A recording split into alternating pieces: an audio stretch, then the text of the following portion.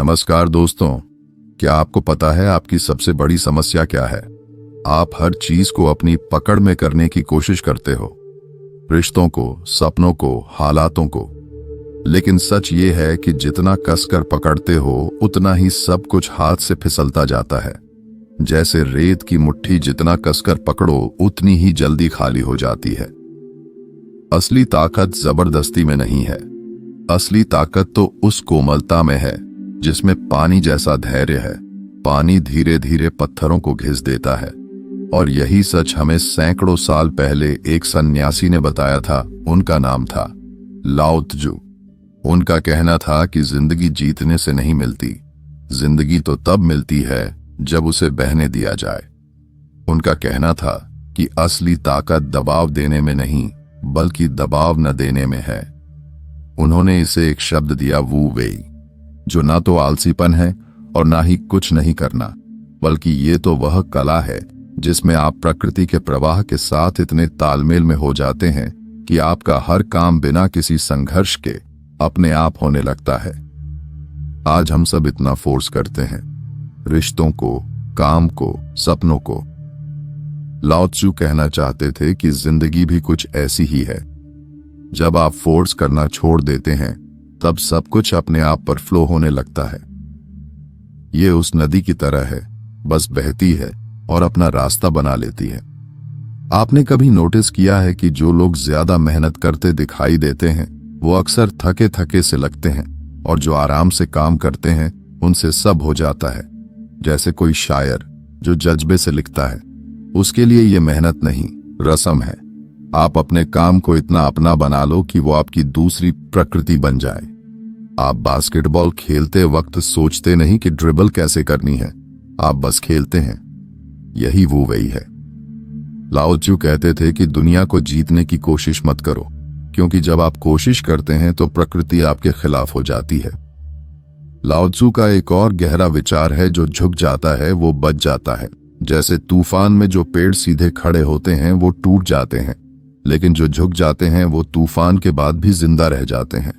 इसका मतलब ये नहीं कि आप कमजोर बन जाओ, बल्कि इतना लचीला बन जाओ कि कोई टकरा कर आपको तोड़ ना पाए। आप दुनिया से लड़ोगे तो हार जाओगे, लेकिन अगर आप दुनिया के साथ चलोगे तो आगे निकल जाओगे। तो आज कैसे शुरुआत करें? पहला कदम ऑब्जर्व करना।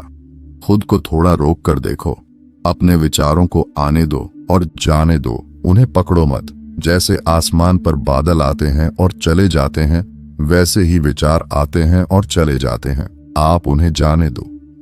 दूसरा कदम रेसिस्टेंस छोड़ना, जो है उसे होने दो। अगर आप ऑफिस में लेट हो रहे हैं तो घबराएं नहीं, बल्कि स्वीकार करें कि अब जो होगा देखा जाएगा।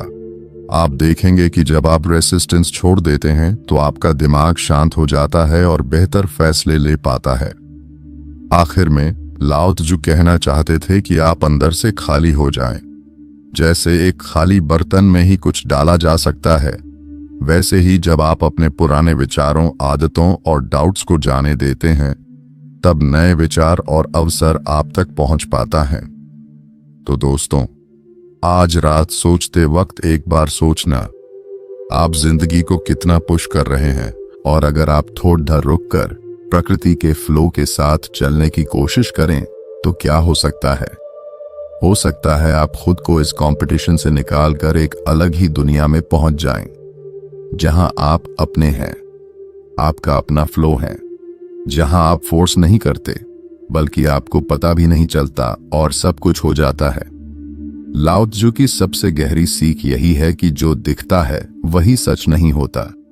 जैसे पानी का रहस्य है बहते रहना, न रुकना न जल्दी करना, बस अपनी धारा को स्वीकार करते हुए आगे बढ़ना। उसे पता है कि उसकी मंजिल समंदर है और वो वहां जरूर पहुंचेगा। रास्ते में चाहे चट्टान आए, मोड़ आए या कोई रुकावट, वह सबको अपनाता है और आगे बढ़ता रहता है।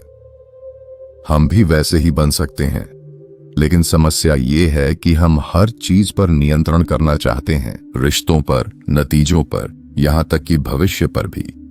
पर सच यही है कि जितना ज्यादा हम पकड़ने की कोशिश करते हैं, उतना ही सब कुछ हाथ से फिसलता जाता है। जैसे रेत की मुट्ठी जितना कसकर पकड़ोगे उतनी ही जल्दी रेत गिरती जाएगी।